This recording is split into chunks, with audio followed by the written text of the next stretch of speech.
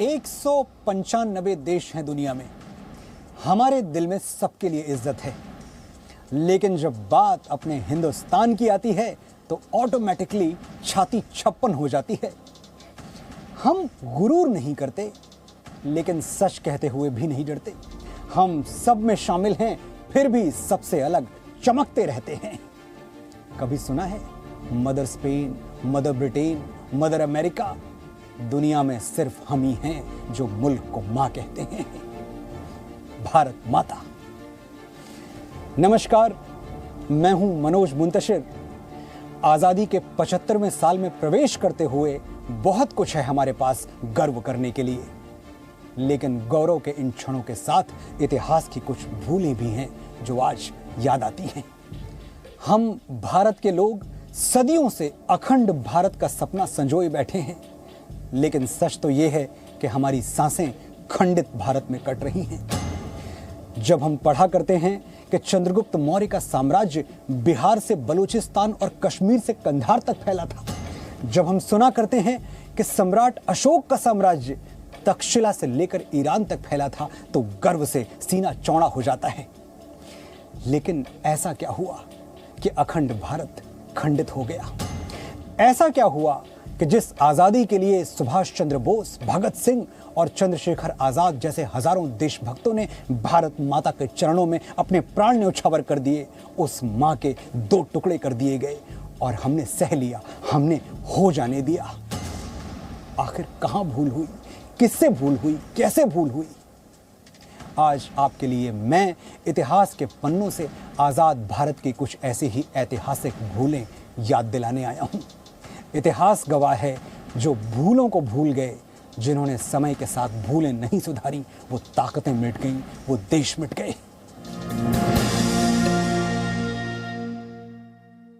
आजाद भारत का इतिहास ही भूल से शुरू होता है, भूल बंटवारे की। बात भी रात की है। लॉर्ड माउंटबेटन की विभाजन योजना अंग्रेजों ने लागू कर दी थी और इस तरह आजादी के साथ ही एक घर के दो चूल्हे हो गए थे। भारत दो भागों में बंट चुका था। विश्व मानचित्र पर भारत से निकला नया देश था पाकिस्तान। बंटवारे से पहले का भारत कितना बड़ा था, लेकिन एक पल में वो खंडित हो गया। आप पूछेंगे नहीं कि बंटवारा क्यों हुआ? क्योंकि दो बेटों ने कुर्सी को अपनी मां से ऊपर रख दिया था। कई इतिहासकार मानते हैं कि हिंदुस्तान के बंटवारे के लिए मोहम्मद अली जिन्ना जिम्मेदार थे, और कईयों को लगता है कि पंडित जवाहरलाल नेहरू चाहते तो बंटवारा टल सकता था। तिब्बत के आध्यात्मिक गुरु दलाई लामा ने एक कार्यक्रम में दावा किया कि अगर गांधी जी के प्रस्ताव को पंडित जवाहरलाल नेहरू स्वीकार कर लेते तो हिंदुस्तान का बंटवारा कभी होता ही नहीं। क्या था वो प्रस्ताव? वो प्रस्ताव था मोहम्मद अली जिन्ना को भारत का प्रधानमंत्री बनाने का। बात सन 1946 की है। आजादी से पहले देश में दंगा छिड़ गया था। मजहब के नाम पर लोग एक दूसरे का खून बहा रहे थे। अलग पाकिस्तान की मांग जोरों पर थी। महात्मा गांधी समझ गए थे कि यह दुष्ट गोरों की साजिश है। वो जानते थे कि यह आग अंग्रेजों ने लगाई है, लेकिन ये बात मोहम्मद अली जिन्ना को कौन समझाए?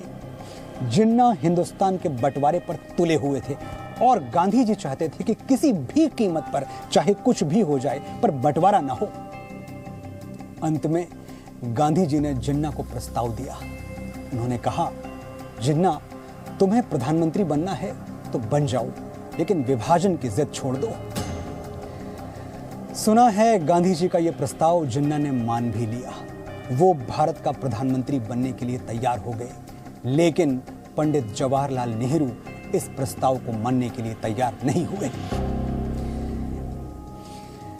नेहरू आजाद भारत के पहले प्रधानमंत्री बने और जिन्ना पाकिस्तान के पहले गवर्नर जनरल।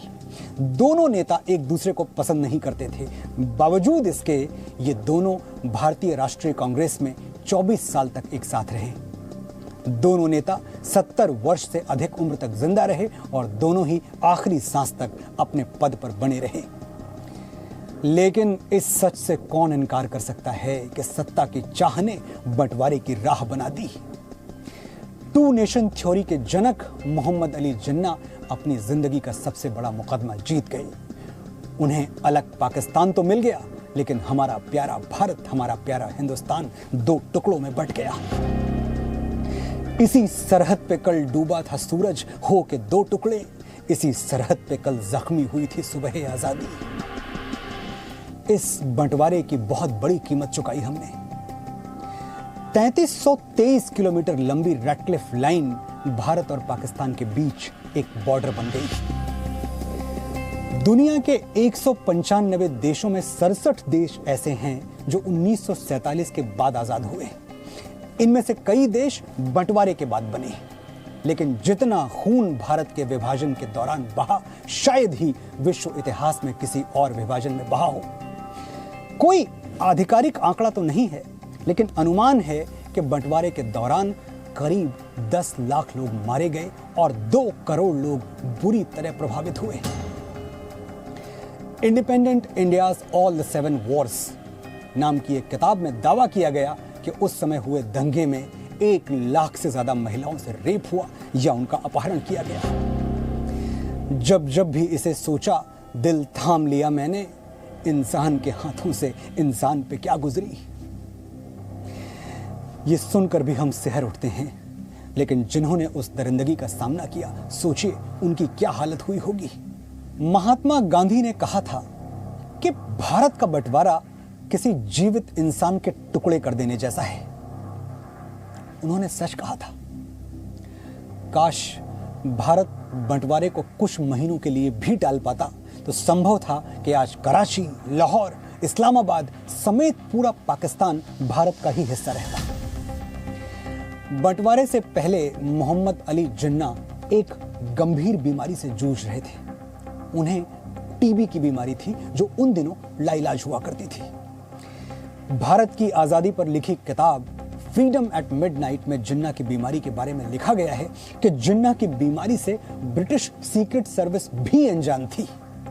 अगर इस राज की जानकारी लॉर्ड माउंटबेटन, जवाहरलाल नेहरू या महात्मा गांधी में से किसी को भी होती तो शायद हिंदुस्तान का विभाजन कभी होता ही नहीं। मोहम्मद अली जिन्ना बंटवारे के बाद सिर्फ 1 साल 27 दिनों तक जिंदा रहे। फ्रीडम एट मिडनाइट के लेखक लैरी कॉलिंस और डोमिनिक लैपियर को दिए एक इंटरव्यू में लॉर्ड माउंटबेटन ने कहा था कि अगर मुझे इस बारे में जानकारी होती कि मोहम्मद अली जिन्ना इतनी जल्दी दुनिया को अलविदा कह देंगे तो मैं हिंदुस्तान का बंटवारा नहीं होने देता। हालांकि कुछ इतिहासकारों का दावा है कि माउंटबेटन को जिन्ना की बीमारी के बारे में पता था और इसीलिए वो भारत का बंटवारा जल्द से जल्द करना चाहते थे। अंग्रेजों ने भारत के 2 नहीं 565 टुकड़े करने की साजिश रची थी। उन्होंने भारत की स्वतंत्रता के लिए जो अधिनियम बनाए थे, उनकी एक शर्त यह भी थी कि देश में जितनी रियासतें हैं वो चाहें तो भारत या पाकिस्तान के साथ रहें या फिर स्वतंत्र देश बन जाएं। बंटवारे के समय देश में 565 रियासतें थीं। अंग्रेज सबको उकसा रहे थे और जिन्ना उन रियासतों को पाकिस्तान से मिलने का लालच दे रहे थे। नाजुक मोड़ पर हिंदुस्तान खड़ा था और गांधी जी के सामने इम्तिहान बहुत कड़ा था। अंग्रेज खुश थे, नेहरू विवश थे। तभी एक पर्दा गिरता है, दूसरा उठता है और भारत को बचाने के लिए लौह पुरुष निकलता है। नाम था सरदार वल्लभ भाई पटेल। सरदार पटेल ने अकेले के दम पर अंग्रेजों की नकेल कस दी। उन्होंने 565 रियासतों में 562 को बंटवारे से पहले ही भारत में मिला लिया। जूनागढ़, हैदराबाद और जम्मू कश्मीर, सिर्फ ये 3 रियासतें रह गईं। आजादी के बाद भी मनाने का दौर चलता रहा। तीनों रियासतों के आका अपनी जिद पे अड़े रहे। सरदार वल्लभ भाई पटेल भारत के पहले गृह मंत्री थे। उन्होंने आंख दिखाने वाले को झुकाना सीखा था, झुकना नहीं। साल 1948 में जूनागढ़ और हैदराबाद का विलय हो गया, लेकिन उससे पहले 1947 में ही जम्मू कश्मीर का विलय हो चुका था। जम्मू कश्मीर के विलय की कहानी भी बड़ी दिलचस्प है। 24 अक्टूबर 1947 को पाकिस्तान ने कश्मीर पर हमला कर दिया था। महाराजा हरि सिंह को कश्मीर छिन जाने का डर सताने लगा। पाकिस्तान के हमलावर श्रीनगर तक आ गए थे और उसके बाद जम्मू कश्मीर के महाराजा हरि सिंह सरदार पटेल की शरण में आ गए। वल्लभ भाई पटेल ने कहा, कश्मीर को हम बचाएंगे, जरूर बचाएंगे, शर्त यह है कि इसे पहले हिंदुस्तान में मिलाएंगे। महाराजा हरि सिंह ने सरदार पटेल की शर्त मान ली और उसके बाद भारत में जम्मू कश्मीर के विलय का समझौता हो गया।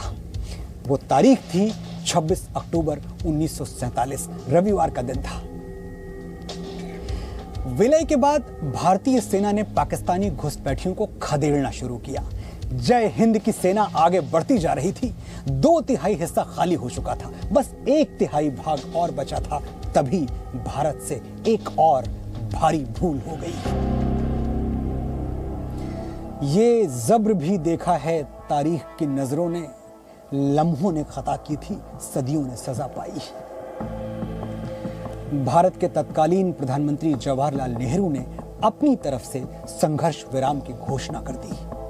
ये घोषणा तब हुई जब भारत जीत के एकदम करीब पहुंच चुका था। संघर्ष विराम की घोषणा के बाद जो जहां था वहीं रुक गया। कश्मीर के 1/3 भाग पर पाकिस्तान का कब्जा हो गया। कश्मीर के ऊपर एक लाइन खींच गई जिसे लाइन ऑफ कंट्रोल यानी LOC का नाम दिया गया। LOC के उस पार का हिस्सा पाकिस्तान अधिकृत कश्मीर हो गया, जिसे POK कहते हैं। अगर जवाहरलाल नेहरू ने संघर्ष विराम का ऐलान न किया होता तो आज POK जैसा नाम अस्तित्व में नहीं होता। POK की ये कसक आज भी हर हिंदुस्तानी के मन में है। लेकिन उससे पहले भी कश्मीर पर पंडित नेहरू ने 2 ऐसे फैसले लिए जो भारत के लिए आत्मघाती साबित हुए। पहला फैसला 2 नवंबर 1947 को ऑल इंडिया रेडियो पर पंडित नेहरू ने कश्मीर में संयुक्त राष्ट्र की निगरानी में जनमत संग्रह कराने की घोषणा कर दी। और दूसरा फैसला 1 जनवरी 1948 को UN सिक्योरिटी काउंसिल में भारत के प्रतिनिधि PP पिल्लई ने जम्मू कश्मीर पर कबायलियों के हमले का मुद्दा उठाया और इस तरह भारत कश्मीर को संयुक्त राष्ट्र के मंच पर लेकर चला गया। घर की बात बाहर चली गई। और जानते हैं नेहरू की इस भूल के पीछे दिमाग किसका था? आजाद भारत के पहले गवर्नर जनरल लॉर्ड माउंटबेटन का।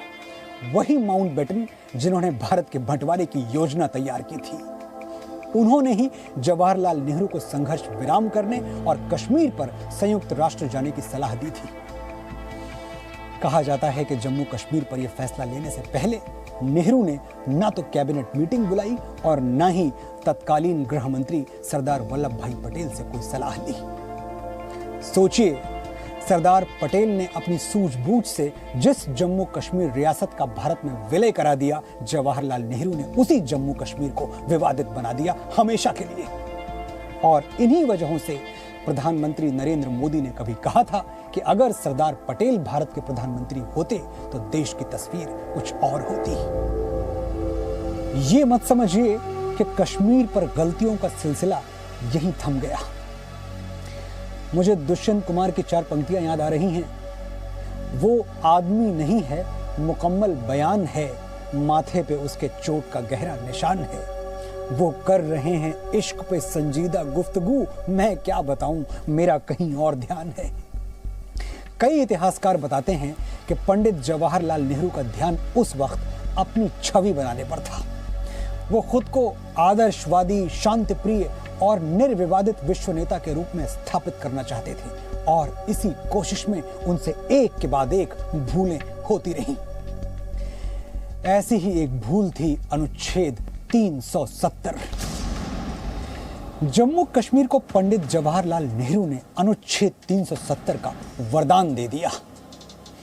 दिल के फफोले जल उठे सीने के दाग से, इस घर को आग लग गई घर के चिराग से। दावा किया जाता है कि यह वरदान पंडित नेहरू ने दोस्ती की खातिर दिया था। जम्मू कश्मीर में उन दिनों एक बहुत बड़े नेता हुआ करते थे, शेख अब्दुल्ला। शेख अब्दुल्ला को महाराजा हरि सिंह ने जम्मू कश्मीर का प्रधानमंत्री नियुक्त किया था। उन दिनों पंडित नेहरू और शेख अब्दुल्ला की दोस्ती के बड़े चर्चे थे। जम्मू कश्मीर में शेख को पंडित जी का आदमी कहा जाता था। लोग दशकों से पूछते रहे कि विलय के साथ जब जम्मू कश्मीर भारत का अभिन्न अंग बन गया, फिर क्यों जवाहरलाल नेहरू ने जम्मू कश्मीर को विशेष दर्जा दिया? जरूरत क्या थी? बात 1948 की है। भारत के संविधान का ड्राफ्ट बन रहा था। शेख अब्दुल्ला चाहते थे कि उन्हें संविधान सभा में जगह मिले। और जगह क्यों मिले, वो क्यों चाहते थे? ताकि जम्मू कश्मीर को अनुच्छेद 370 मिले। अनुच्छेद 370 का मतलब क्या था? अनुच्छेद 370 का मतलब था एक देश दो झंडा दो विधान। अनुच्छेद 370 का मतलब था एक देश पर दोहरी नागरिकता। अनुच्छेद 370 का मतलब था तिरंगे के अपमान की आजादी। अनुच्छेद 370 का मतलब था कश्मीर में शेष भारतीयों पर पाबंदी।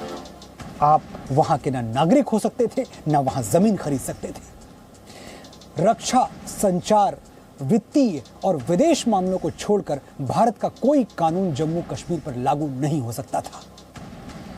इस प्रावधान में एक और विवादित पहलू यह था कि अगर जम्मू कश्मीर की महिला किसी पाकिस्तानी नागरिक से शादी करे तो उस पाकिस्तानी व्यक्ति को भी भारत की नागरिकता मिल जाती।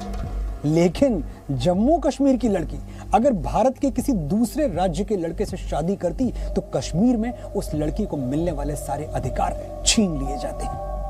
क्या डबल स्टैंडर्ड्स हैं। हम आह भी भरते हैं तो हो जाते हैं बदनाम, वो कत्ल भी करते हैं तो चर्चा नहीं होता। तो अब नेहरू के सामने दोस्ती का इम्तिहान था। संविधान तैयार हो रहा था। नेहरू की पैरवी हुई और शेख अब्दुल्ला को संविधान सभा में जगह मिल गई।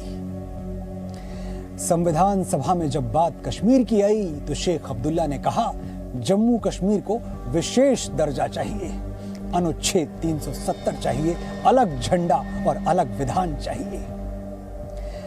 डॉक्टर भीमराव अंबेडकर ने कहा एक देश दो विधान नहीं चलेगा। सरदार पटेल भी यही चाहते थे जो बाबा साहब चाहते थे। लेकिन पंडित नेहरू ने ना डॉक्टर अंबेडकर की सुनी ना सरदार पटेल की। उन्होंने दोनों की बातों को खारिज कर दिया और अपने दोस्त शेख अब्दुल्ला को 370 का वरदान दे दिया। कुछ ही समय बाद धारा 35A जोड़कर रही सही कसर भी पूरी कर दी। परिणाम क्या हुआ? परिणाम यह हुआ कि परिवारवाद और अलगाववाद हावी हो गए। कुछ दशकों के बाद आतंकवाद भी पनपने लगा। लहू से खेलते थे सब फरिश्ते, सियासत फातिहा पर चल रही थी।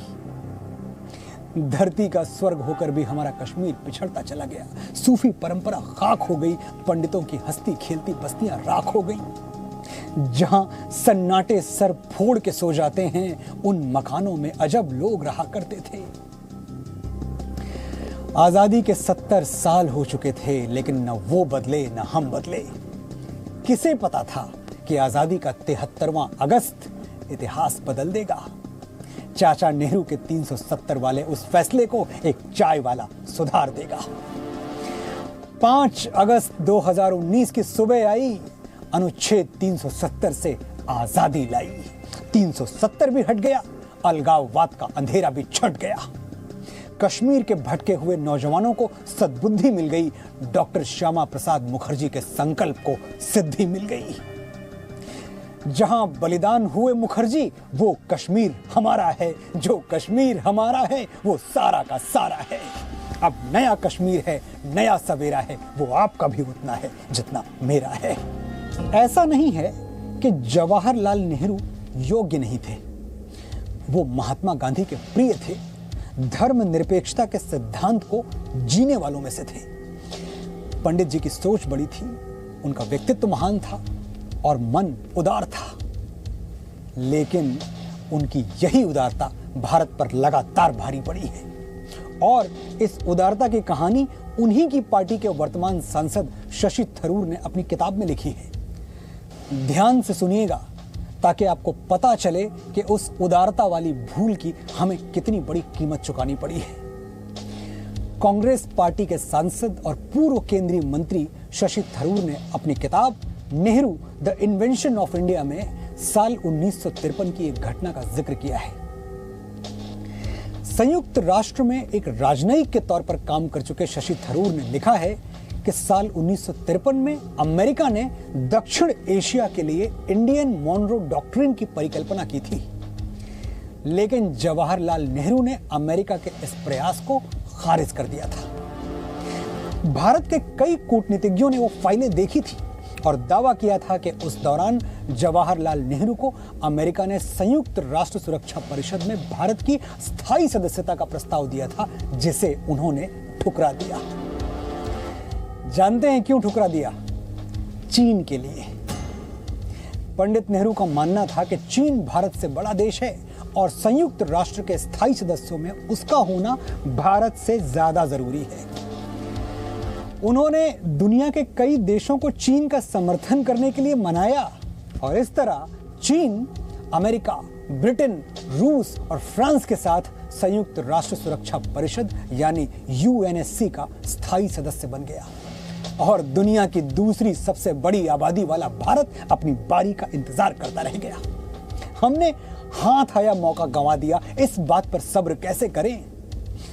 तूफान में हो नाव तो कुछ सब्र भी आए, साहिल पे खड़े होके तो डूबा नहीं जाता।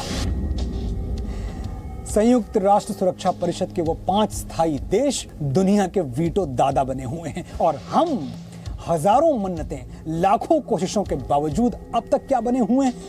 अस्थायी। वर्तमान और भविष्य के हुक्मरानों के लिए इस भूल का सबक यही है कि अगर मामला निजी हो तो दिखाओ दरिया दिली, देश की कीमत पर उदारता अच्छी बात नहीं है। सोचिए, जिस चीन के लिए हमने उदारता दिखाई वही हमारे रास्ते का कांटा बन गया और हमारा एहसान चुकाने के बजाय हमारी जमीन हथियाने में लग गया।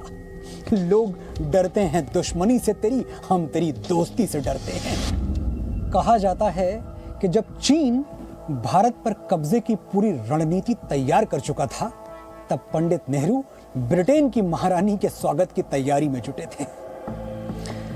उन दिनों भारत के जनकवि बाबा नागार्जुन की एक कविता पंडित नेहरू को बहुत चुभी थी। वो कविता थी, आओ रानी हम ढोएंगे पालकी, यही हुई है राय जवाहरलाल की। और जब साल 1962 आया तो चीन ने धोखे से हमला कर दिया। 62 के युद्ध में भारत की शर्मनाक और दर्दनाक हार हुई, लेकिन पंडित नेहरू देश को यही बताते रहे कि इससे दुनिया में चीन की छवि खराब हुई है, हमारी नहीं।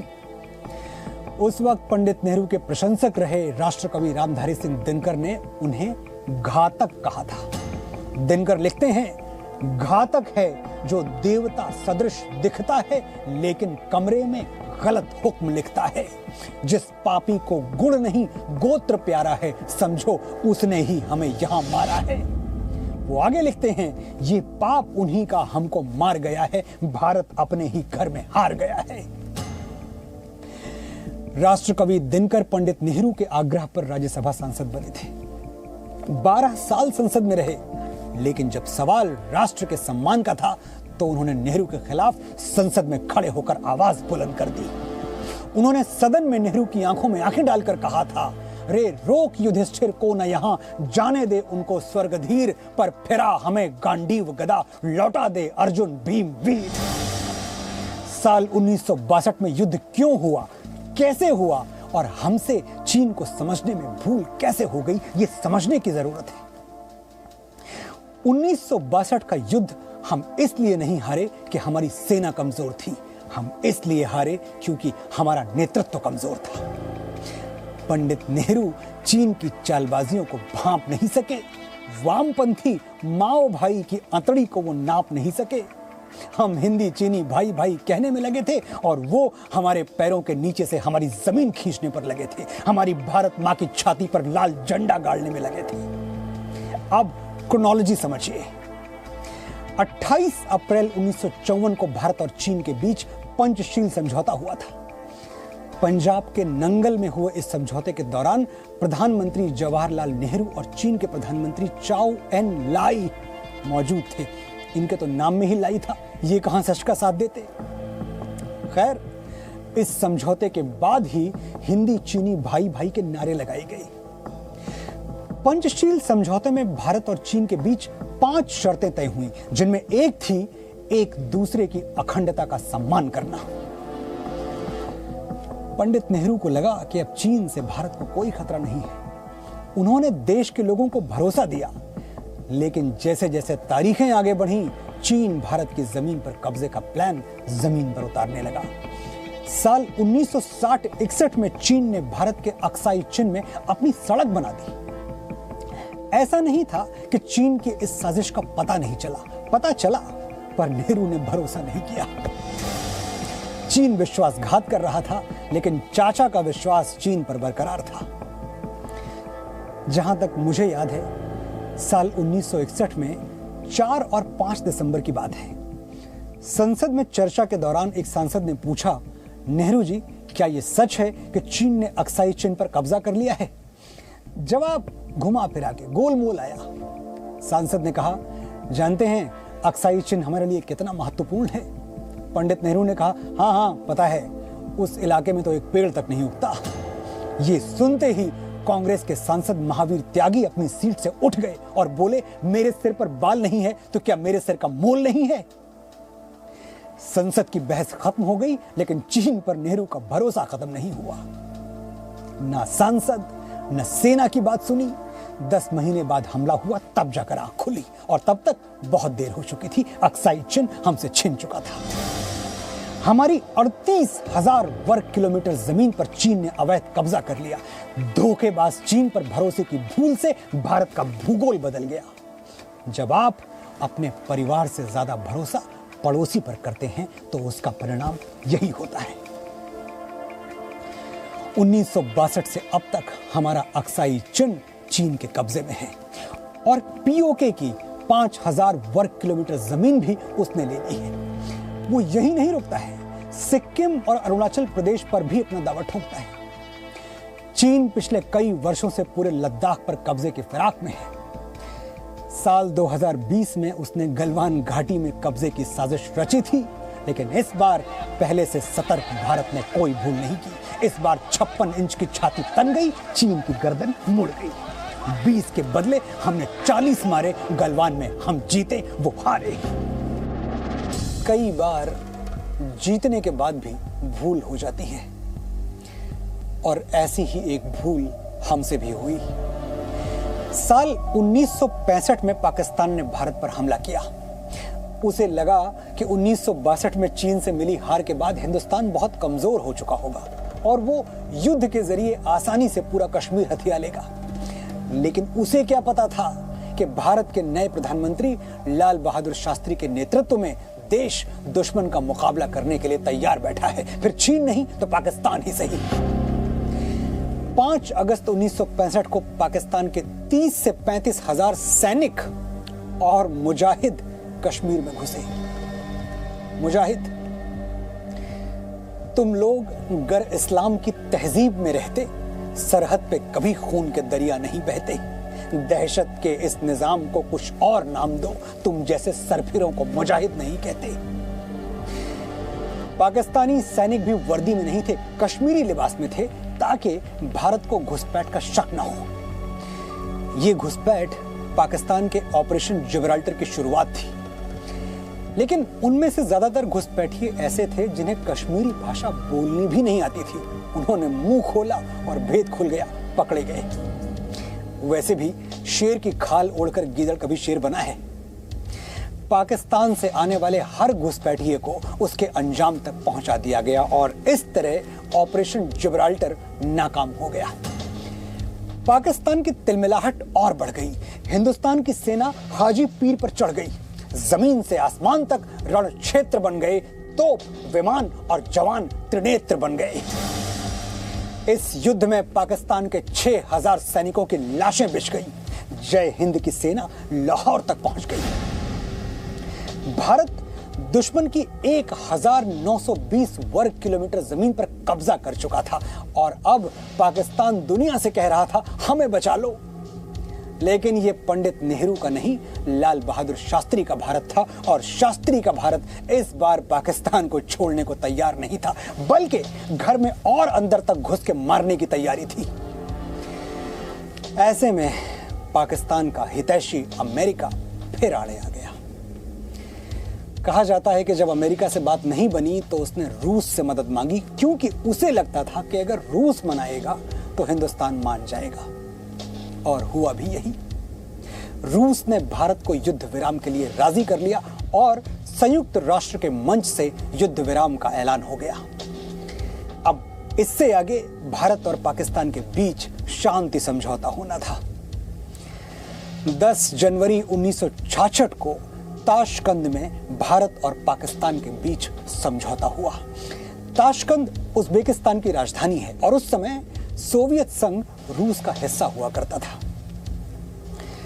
ताशकंद समझौते में तय हुआ कि भारत और पाकिस्तान एक दूसरे के खिलाफ बल प्रयोग नहीं करेंगे और सरहद पर पहले की स्थिति बहाल करेंगे। इसका मतलब यह हुआ कि भारत ने पाकिस्तान के जितने इलाके जीते थे वो सभी उसे वापस करने होंगे। पता नहीं किस दबाव में, क्यों, लाल बहादुर शास्त्री ने इस समझौते पर हस्ताक्षर कर दिया और इस तरह भारत से एक और बहुत बड़ी भूल हो गई, क्योंकि पाकिस्तान ने इस समझौते का कभी पालन किया ही नहीं और हमारे हाथ जो आया था वो भी चला गया। मौका तो 1971 में भी था, लेकिन हमने गंवा दिया। आप कहेंगे कि युद्ध तो जीता था, फिर मैं क्यों कह रहा हूं कि मौका गंवा दिया। चलिए इतिहास के पन्ने पलटते हैं। 1971 शुरू से याद करते हैं। 1971 की लड़ाई में सिर्फ 13 दिन के अंदर पाकिस्तान 2 टुकड़ों में बंट गया। पाकिस्तान का पूरब ईस्टर्न पार्ट कटकर बांग्लादेश बन गया। ये क्या था? ये हमारा युद्ध कौशल था। ये मोहम्मद अली जिन्ना के कर्मों का फल था और उनके किए की सजा पाकिस्तान भुगत रहा था। इत्तेफाक देखिए, 1947 में भारत बांटा, 1971 में खुद बंट गया। इस प्रचंड विजय के बाद भारत की प्रधानमंत्री इंदिरा गांधी को दुर्गा का अवतार बताया जा रहा था, लेकिन कुछ ही समय बाद उनसे एक भूल हो गई। वो भूल क्या थी? 1971 के युद्ध में भारत की सेना के सामने 93,000 पाकिस्तानी सैनिकों ने सरेंडर कर दिया था। 93,000 कितनी बड़ी संख्या है, इसका अंदाजा इस बात से लगता है कि उस वक्त पाकिस्तान की सेना में कुल सैनिकों की संख्या 3,50,000 के करीब थी। 93,000 सैनिकों के आत्मसमर्पण का मतलब था कि पाकिस्तान के 26% सैनिक भारत के आगे हथियार डाल चुके थे। 6 महीने तक ये सभी सैनिक हमारी जेलों में बंद थे, लेकिन उसके बाद इंदिरा गांधी ने अपने पिता वाली उदारता दिखाई और बंदी बनाए गए 93,000 पाकिस्तानी सैनिकों को रिहा कर दिया। अगर भारत चाहता तो वो उन सैनिकों की रिहाई के बदले पीओके वापस लेने की शर्त रख सकता था, लेकिन ऐसा नहीं किया गया। भारत ने न सिर्फ 93,000 सैनिकों को छोड़ा, बल्कि युद्ध में जीती हुई 15,000 वर्ग किलोमीटर जमीन भी पाकिस्तान को लौटा दी। और ये सब हुआ शिमला समझौते के बाद। 2 जुलाई 1972 को भारत और पाकिस्तान के बीच शिमला समझौता हुआ था। 1971 का युद्ध जीतने के 6 महीने बाद हुए समझौते के कागजात पर भारत की तत्कालीन प्रधानमंत्री इंदिरा गांधी और पाकिस्तान के तत्कालीन प्रधानमंत्री जुल्फिकार अली भुट्टो ने हस्ताक्षर किए थे। समझौते के मुताबिक दोनों देशों ने तय किया था कि दोनों पक्ष सभी विवाद शांतिपूर्ण तरीके से निपटाएंगे और जम्मू कश्मीर में नियंत्रण रेखा का उल्लंघन नहीं किया जाएगा। इस समझौते से पाकिस्तान का काम बन गया। उसे उसकी जमीन वापस मिल गई।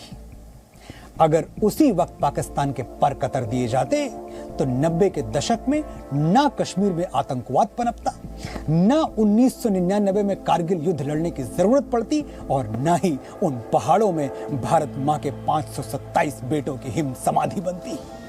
कीमत सिर्फ भूल की नहीं, युद्ध की भी चुकानी पड़ती है, चाहे आप युद्ध जीते या हारें। एक युद्ध किसी देश को 1 दशक पीछे लेकर चला जाता है, 10 साल पीछे। कैसा होता है युद्ध का दृश्य? खामोश जमी के सीने में खेमों की तनावें गड़ने लगी, मक्खन से मुलायम राहों पर बूटों की खराशें पड़ने लगी। फौजों के भयानक बैंड तले चरखों की सदाएं डूब गईं, जीपों की सुलगती धूल तले फूलों की कवाएं डूब गईं। बस्ती पे उदासी छाने लगी, मेलों की बहारें खत्म हुई, आमों की लचकती शाखों से झूलों की कतारें खत्म हुई। धूल उड़ने लगी बाजारों में, भूख उगने लगी खलिहानों में, हर चीज दुकानों से उठकर रूपोश हुई तहखानों में। बदहाल घरों की बदहाली बढ़ते बढ़ते जंजाल बनी, महंगाई बढ़कर काल बनी, सारी बस्ती कंगाल बनी। इफलास ज़दा दहकानों के हल बैल बिके, खलिहान बिके, जीने की तमन्ना के हाथों जीने के ही सब सामान बिके। अर्थव्यवस्था के लिहाज से युद्ध उस कानूनी मुकदमे की तरह है जो लड़ने वाले परिवार को कंगाल बना देता है। फिर भारत तो आज़ादी के बाद सिर्फ 18 साल में 3 और 24 साल में 4 बड़े युद्ध लड़ चुका था। आज़ादी के समय भारत की गिनती गरीब देशों में होती थी। साल दर साल हम और गरीब होते जा रहे थे। खास तौर से 60 के दशक में हालात काफ़ी खराब थे। भारत के पास न धन था, न लोगों का पेट भरने के लिए अन्न था। कर्ज मांगने पर अमीर देश पुरानी फिल्मों के सेठ साहूकारों की तरह हड़काते थे। हमारी आमदनी कम थी, खर्चे बढ़ते जा रहे थे। जय जवान जय किसान का नारा देने वाले तत्कालीन प्रधानमंत्री श्री लाल बहादुर शास्त्री ने भारत का रक्षा बजट बढ़ाकर कुल बजट का 35% कर दिया था। आजाद भारत के इतिहास में इससे ज्यादा रक्षा बजट आज तक कभी किसी सरकार ने नहीं दिया। इसका लाभ हमें 1965 के युद्ध में मिला, लेकिन अर्थव्यवस्था का गणित लगातार गड़बड़ा रहा था। इसी दौरान 11 जनवरी 1966 को लाल बहादुर शास्त्री की रहस्यमयी परिस्थितियों में मृत्यु हो गई और ठीक 13 दिन बाद इंदिरा गांधी 49 साल की उम्र में भारत की पहली महिला प्रधानमंत्री बन गई। प्रधानमंत्री बनने के 146वें दिन 6 जून 1966 को उन्होंने अवमूल्यन यानी डिवैल्यूएशन का फैसला लिया। अवमूल्यन का मतलब होता है अपने ही रुपए का भाव गिरा लेना, अपनी ही करेंसी को नीचे ले आना। अवमूल्यन ने हमारे रुपए का अर्थ बदल दिया। लोगों ने कहा इंदिरा गांधी ने अनर्थ कर दिया। रुपया 57% तक गिर गया, 57%। अवमूल्यन से पहले $1 बराबर 4 रुपए 76 पैसे थे और अवमूल्यन के बाद $1 की कीमत बढ़कर 7 रुपए 50 पैसे हो गई। उसके बाद तो सिलसिला चल पड़ा और डॉलर के आगे रुपया रेंगता ही रहा। गलती एक से होती है, भुगतना सबको पड़ता है और ऐसी ही एक गलती हुई थी 1975 में। लेकिन उस गलती के बारे में बताने से पहले मैं आपको फिर से 15 अगस्त 1947 में ले जाना चाहता हूं। 15 अगस्त 1947 को पंडित जवाहरलाल नेहरू ने एक ऐतिहासिक भाषण दिया था, आपको भी याद होगा। At the stroke of the midnight hour, when the world sleeps, India will awake to life and freedom. आधी रात के समय जब दुनिया सो रही होगी, भारत जीवन और स्वतंत्रता के लिए जाग उठेगा। लेकिन 28 साल बाद पंडित नेहरू की बेटी ने आधी रात को जब दुनिया सो रही थी तो सबसे बड़े लोकतंत्र की स्वतंत्रता का गला घोंट दिया। 25 जून 1975 को रात 12 बजे से कुछ मिनट पहले ही भारत में आपातकाल लग गया और अगली सुबह तत्कालीन प्रधानमंत्री इंदिरा गांधी ने ऑल इंडिया रेडियो पर देश को आपातकाल के फैसले की जानकारी दी। ये वो दौर था जब इंदिरा गांधी के दमनकारी फैसले के खिलाफ पूरा विपक्ष, जनता, मीडिया और बड़े बड़े कवि अपनी आवाज बुलंद कर रहे थे। उन दिनों भारत की गलियां और दीवारें इंदिरा विरोधी पोस्टर से सजी हुई थी और जन जन की जुबान पर राष्ट्रकवि रामधारी सिंह दिनकर की पंक्तियां चढ़ी हुई थी। सदियों की ठंडी बुझी राख सुगबुगा उठी, मिट्टी सोने का ताज पहन उठलाती है। दो राह समय के रथ का घर घर नाद सुनो, सिंहासन खाली करो कि जनता आती है।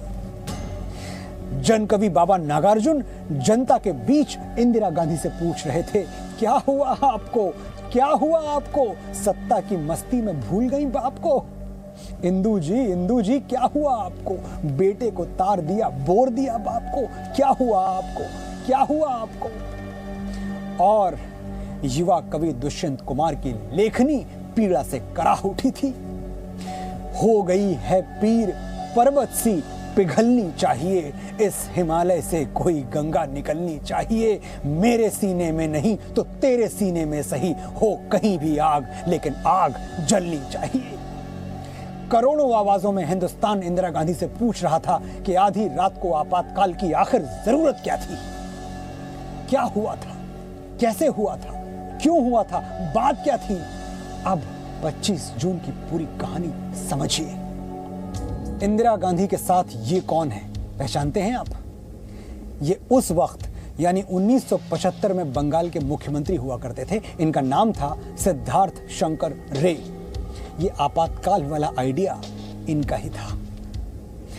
हुआ ये था कि 25 जून की सुबह इंदिरा गांधी ने सिद्धार्थ शंकर रे को अपने घर बुलाया और उनसे सलाह मांगी कि सत्ता विरोधी लहर को कुचला कैसे जाए। रे साहब संविधान के जानकार भी थे और इंदिरा गांधी के वफादार भी थे। देश में तब लोकनायक जयप्रकाश नारायण की आंधी थी। 1971 में दुर्गा बनी इंदिरा गांधी 1975 में सूखे पत्ते की तरह थर्रा रही थी। इंदिरा गांधी के खिलाफ जबरदस्त माहौल बन चुका था और उन्हें कुछ नहीं सूझ रहा था।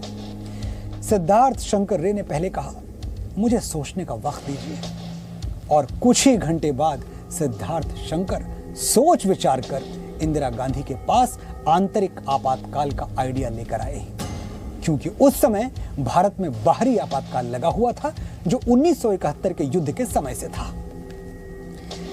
इंदिरा गांधी को यह आइडिया पसंद आ गया। ना कैबिनेट को बताया, ना मंत्रियों से सलाह ली, और दोनों नेता राष्ट्रपति फखरुद्दीन अली अहमद के पास जा पहुंचे। इंदिरा गांधी ने फखरुद्दीन अली अहमद से कहा, देश संकट में है, आपातकाल लगाइए। राष्ट्रपति महोदय ने कहा, ठीक है, लगा देते हैं, कागज भिजवा दीजिए। इंदिरा गांधी घर लौटी और रातों रात दूत को कागज लेकर वापस राष्ट्रपति भवन भेजा। रात 12 बजे से पहले ही राष्ट्रपति का दस्तखत हो चुका था और इस तरह आधी रात को भारत में आंतरिक आपातकाल लगा। आपातकाल लागू होते ही इंदिरा गांधी अलग किरदार में आ गईं। कैरेक्टर बदल गया। अपने विरोध में उठने वाली हर आवाज को दबाने लगी। विपक्ष के बड़े बड़े नेता जेल में ठूंस दिए गए। अखबारों के दफ्तरों की बिजली काट दी गई। हर तरफ था इंदिरा गांधी का दंभ और खौफ में था लोकतंत्र का हर एक स्तंभ। आपातकाल के बाद प्रशासन के दमन और पुलिस की बर्बरता की वारदातें बढ़ती गईं। प्रेस पर सेंसरशिप लगा दी गई। अखबारों के दफ्तर में सेंसर अधिकारी तैनात कर दिए गए।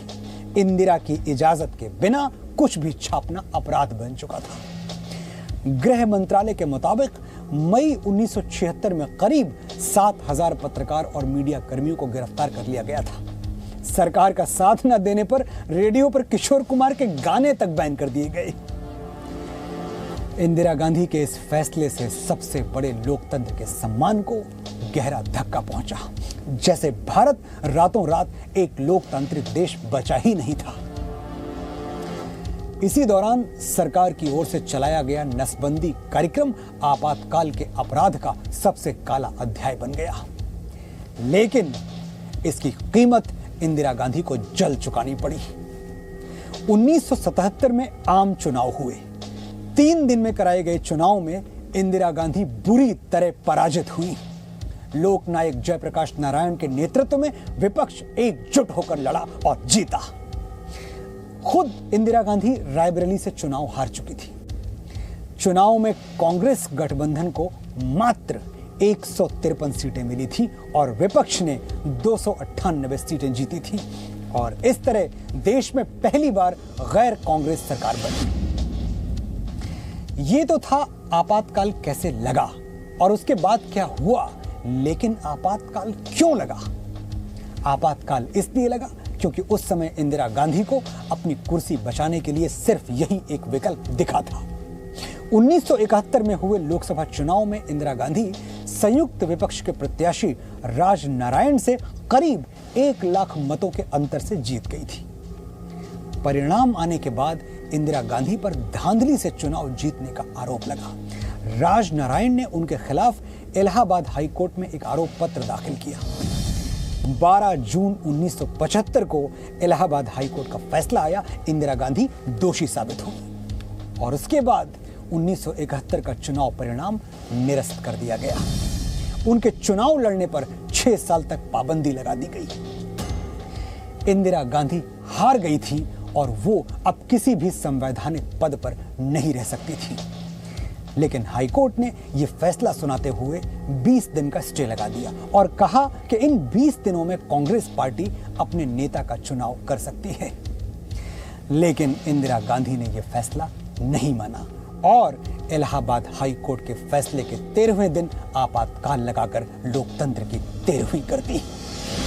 परायों के साथ उदारता और अपनों के साथ इमरजेंसी, ये है हमारा भूलों से भरा हुआ इतिहास।